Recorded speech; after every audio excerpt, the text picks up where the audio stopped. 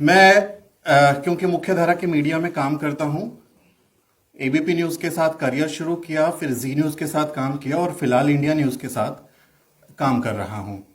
तो मैं अपना कुछ अनुभव ही साझा करूंगा आपसे कि मुख्यधारा के मीडिया में आप जब अपनी जाति बताते हैं, दो तरीके हैं काम करने के मुख्यधारा में या किसी भी दूसरे विषय में। एक तो आप अपनी जाति छुपा लीजिए, मत बताइए कि किस जाति के हैं। मेरा नाम सुमित चौहान है तो चौहान से पता नहीं चलता कि आप किस जाति के हैं।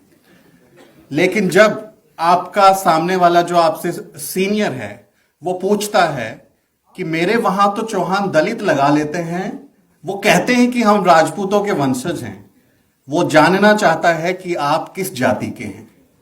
वो ये पता करने की कोशिश करता है कि आपकी जाति क्या है, कहीं इस जाति के पीछे आप दूसरा सरनेम चुराकर सवर्णों की जमात में खड़े होने की कोशिश तो नहीं कर रहे हैं।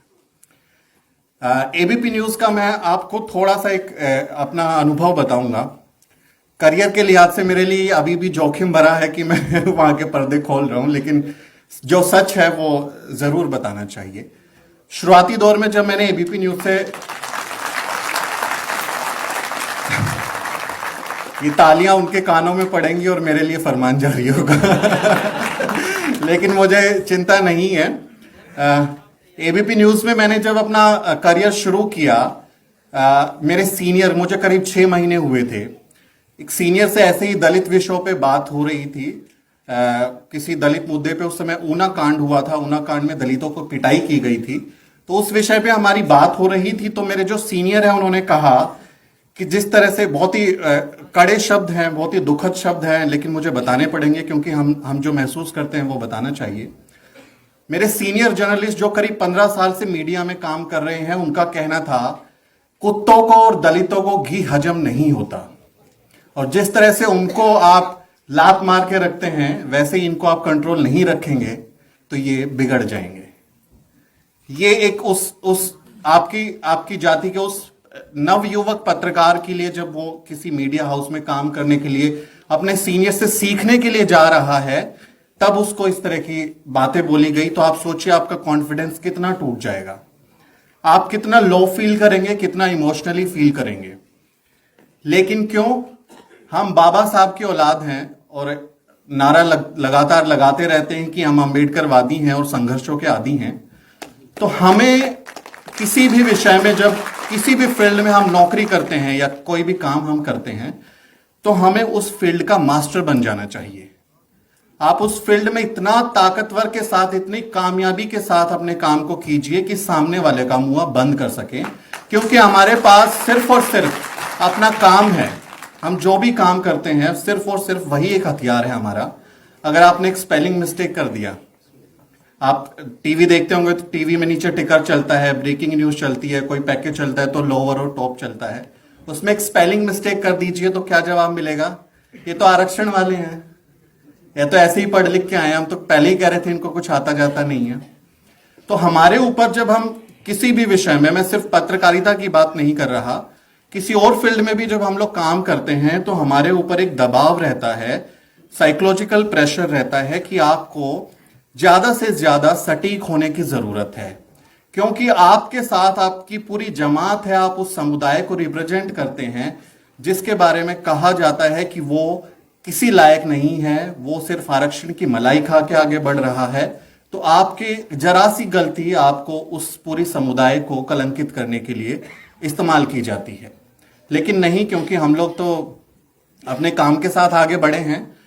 एबीपी न्यूज में बहुत सारे ऐसे एग्जाम्पल्स रहे, बहुत सारे अनुभव रहे जो जाति विशेष के साथ रहे हमारे। जब मैंने एंटर किया मीडिया में तो बहुत सारी क्रांति दिमाग में थी कि नहीं, जाके हम अपने समुदाय की बातें करेंगे, अपने हक की आवाज उठाएंगे। और जो एक रहता है किसी भी युवा व्यक्ति में, हालांकि मैं अभी भी युवा हूं, बाल नहीं है तो वो जो चश्मा था युवा पत्रकार का, वो मीडिया हाउस में जाने के बाद टूट गया, बहुत ही बुरी तरीके से टूट गया। समझ में आया कि रोजी रोटी के लिए ये काम करना है, लेकिन अपने अपने जो अंदर की जो बात है, जो आपका जमीर है, उसको मारने नहीं देना है। तो जहां संभव होता है, जहां भी हम अपने हक की बात रख सकते हैं, हम जरूर रखते हैं। मैं एबीपी न्यूज में अकेला दलित पत्रकार था, मैं इंडिया न्यूज में अकेला दलित पत्रकार हूं और मैं जी न्यूज में अकेला दलित पत्रकार था।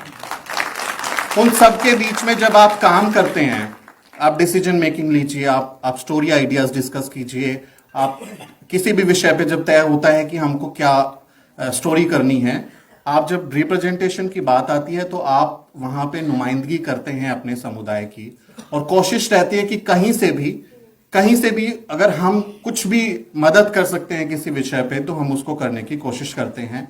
जातिवादियों से नहीं डरते, उनके जातिवादी दंश से नहीं डरते, वो जो कहते हैं उसका जवाब देते हैं तथ्यों के साथ में, लफ्फाजी नहीं करते। लफ्फाजी चलेगी नहीं, आपको तथ्यात्मक चीजें रखनी होंगी, तथ्यों के साथ बात करनी होगी, चाहे वो 13 पॉइंट रोस्टर का मामला हो, चाहे नागरिकता कानून का मसला हो। आप जब तथ्यों के साथ काउंटर करेंगे तभी आप उन चीजों को डिस्कस कर सकते हैं। ऐसा नहीं है कि बहुत नेगेटिव मैं माहौल बना रहा हूं कि मीडिया में बिल्कुल ही खत्म हो गया है, हमारे लिए कोई जगह नहीं है। जगह आपको बनानी पड़ेगी। मुख्य धारा के मीडिया से अभी मैं जॉब कर रहा हूं, लेकिन मेरी उम्मीदें बहुत ज्यादा बची नहीं है मुख्य धारा के मीडिया से। लेकिन वैकल्पिक मीडिया आजकल बहुत अच्छा काम कर रहा है। हमारे यूट्यूबर्स हैं या दूसरे जो वेबसाइट्स पे काम कर रहे हैं, बहुत अच्छा काम कर रहे हैं ये लोग। ये काम आएगा 100 साल बाद मूक नायक के। हमारा जो अभी भी हम लोगों को मूक नायकों की जरूरत है जो दूसरे तरीके से प्लेटफॉर्म्स के जरिए निकल के आएंगे। अगर मुख्य धारा का मीडिया हमारी बात नहीं कर रहा तो हम खुद अपनी बात करेंगे, हम खुद अपने आवाज बनेंगे और उनको जो करना है करने दीजिए। तो जो करना चाहते हैं करने दीजिए, उनका अपना पेशा है, उनकी अपनी मजबूरियां हैं, उनके अपने लालच हैं, उनके अपने हित हैं, लेकिन हम खुद अपने हिस्से की बात करें, अपने हिस्से को आगे बढ़ाएं। एक छोटा सा एग्जाम्पल इंडिया न्यूज का, जहां मैं फिलहाल काम कर रहा हूं, अगर ये वीडियो मेरे एडिटर को पहुंचेगी तो जरूर मुझे फोन करेंगे। जब ब्रेकिंग न्यूज कोई आती है तो न्यूज रूम का माहौल बड़ा ही एकदम एक्साइटेड हो जाता है, एकदम से अरे देखो बम फट गया, अरे देखो वहां पे ये हो गया। न्यूज रूम में ऐसा काम होता है। मैं अपने काम कर रहा था न्यूज रूम में, दीपक चौरसिया मेरे उस समय एडिटर थे, मैं उनके लिए शो बना रहा था, उनका शो मैं बनाता था। तो मेरे जो टीममेट हैं सडनली वो खड़े हुए और उन्होंने चिल्लाया बड़े ही जोर से, चमार घुस गए हैं इस न्यूज रूम में, देखो कितना हल्ला मचा के रखा है।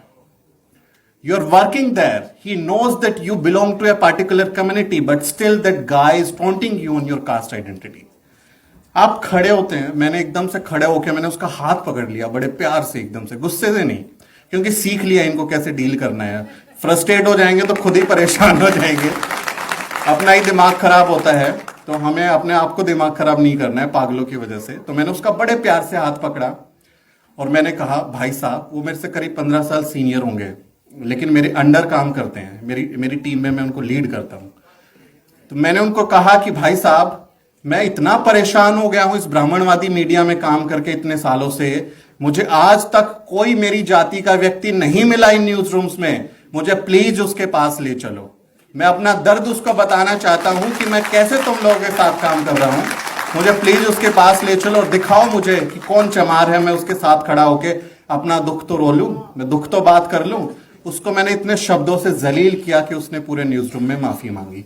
मैंने उसे बताया कि मैं चाहूं तो मैं तुम्हें जेल भेज सकता हूं, मैं चाहूं तो तुमने एक इलीगल काम किया, इट्स अ क्रिमिनल एक्ट, अगर मैं चाहूं तो तुम्हें मैं जेल भेज सकता हूं इसके लिए, लेकिन कितनों को भेजू, तुम तो सबके सब वही हो, तुम तो सबके सब वही हो।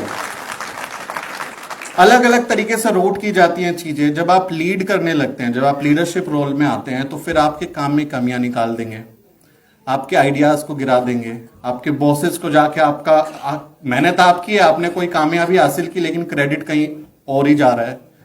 जैसे दूध तो सब लोग भैंस का पीते हैं लेकिन गुणगान गाय का करते हैं। तो वो स्थिति होती है कि आप जो है काम तो आप कर रहे हैं लेकिन काम का क्रेडिट जो है कहीं और ही जा रहा है। तो मुख्य धारा का मीडिया अभी जनवादी मीडिया नहीं रहा है। पेशे में हूं तो समझ गया, चश्मा टूट गया। मुख्य धारा का जो मीडिया है वो जनवादी मीडिया नहीं रहा है। कोशिश ये है कि मैं बहुत जल्दी उसको छोड़ दूं। फिलहाल परिवार चल रहा है तो काम कर रहे हैं, लेकिन कोशिश है कि बहुत जल्दी उसको मैं छोड़ दूं। कल ऑफिस जाना है, बट अभी मैं मेडिकल लीव पे हूं तो एक हफ्ता और नहीं जाऊंगा।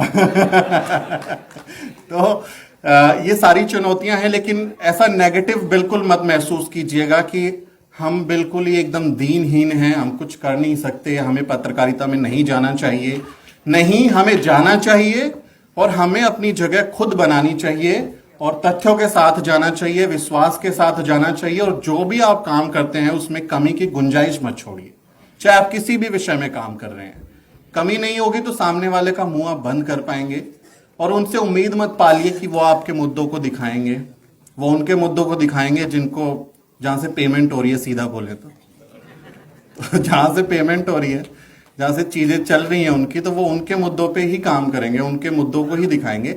लेकिन मुख्य धारा का मीडिया भयंकर रूप से जातिवादी है, भयंकर भयानक रूप से जातिवादी है कि वो आपको इतना परेशान कर देंगे, वो आपको इस तरह से घुट देंगे, आपको घोट देंगे। अभी हमारी साथी मीना कोतवाल आने वाली हैं, वो बीबीसी के साथ काम करती थी, बीबीसी हिंदी के साथ। उसको जातिगत रूप से इतना परेशान किया गया कि उसने 2 बार आत्महत्या करने की कोशिश की। तो वो प्रेशर लगातार आपको अलग अलग तरीके से रूट किया जाता है, आपको परेशान किया जाता है।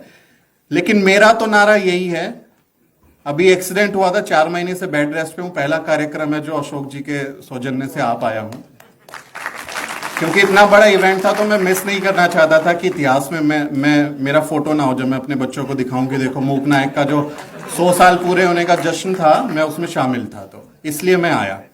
तो हमारा जो सबसे प्यारा नारा है, हम अंबेडकरवादी हैं और संघर्षों के आदी हैं। तो ये नारा हमेशा आपको एनर्जी देगा, ये नारा हमेशा आपको प्रेरित करेगा। जब आप अपनी तकलीफ को देखेंगे कि मेरे साथ जातिवाद हो रहा है, अरे देखो उसने तो मैंने ये काम किया था, उसने तो रिजेक्ट कर दिया। आप याद कीजिए कि बाबा साहब जब बड़ौदा में गए थे काम करने के लिए, उनको घर नहीं मिला था। आप याद कीजिए कि वो कैसे लंदन स्कूल ऑफ इकोनॉमिक्स में पढ़ते हुए पार्ट टाइम जॉब करते थे और फिर उन्होंने कैसे अपने आप को सक्सेस किया। आप याद कीजिए कि कैसे उनके बच्चे बीमार थे और वो इलाज कराने की बजाय हमारे लिए मेहनत कर रहे थे। तो हमें उनसे प्रेरणा लेनी चाहिए। हमें सावित्रीबाई फुले, फातिमा शेख, हमारे पेरियार साहब, काशीराम साहब, इनके जीवन को जब अगर आपने पढ़ लिया, उनको अगर समझ लिया, तो आप कभी लो फील नहीं करेंगे। आप